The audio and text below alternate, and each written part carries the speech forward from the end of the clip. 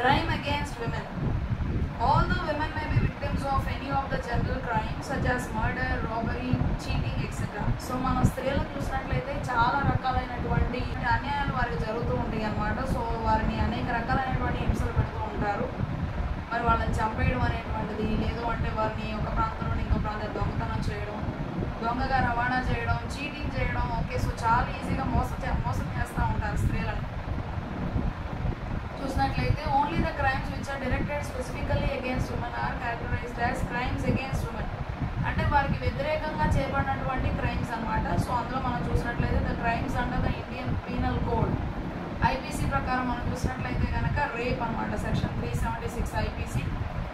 మరి మానభంగం చేయడం, attempt to commit rape. Okay, so వారు మానభంగం చేయడం కోసం ప్రయత్నం చేయడం, kidnapping and abduction of women. Okay, so తర్వాత వాళ్ళని ఒక ప్రాంతానికి తీసుకెళ్ళిపోయి వారితో మరి చెడ్డగా ప్రవర్తించడం, kidnapping and abduction in order to murder.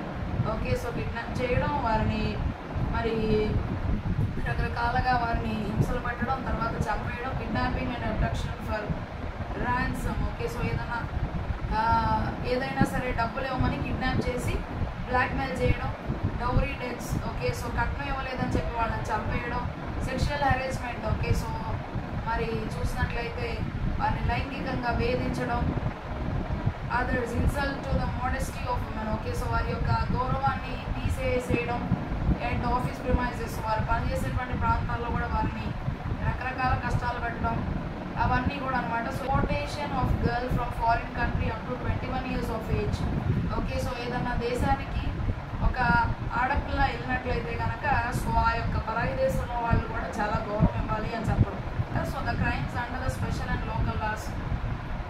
Although the laws are not gender specific, the provisions of law affecting women significantly have been reviewed periodically and amendments carried out to keep pace with the emerging requirements. Okay, so ఎన్ని రకాల చట్టాలు చేసినా సరే, ఎన్ని రకాలుగా మంచి మంచి చట్టాలు తీసుకొచ్చినా సరే స్త్రీల మీద జరిగేటువంటి అఘాయిత్యాలు జరుగుతూనే ఉన్నాయి. డౌరీ ప్రొహిబిషన్, అసలు కట్నం ఇవ్వడం అనేది రాంగ్ అని చెప్పి ఒక యాక్ట్ తీసుకొచ్చారు 1961లో.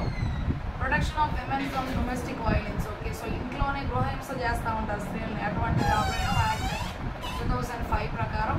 Immoral traffic. ఓకే, సో ఇంకా ఏంటి అంటే వారిని ఒక ప్రాంతం నుండి ఇంకో ప్రాంతానికి సరఫరా చేయడం, ఇవన్నీ కూడా అనమాట. The semantic meaning of crime against women is direct or indirect physical or mental cruelty to women.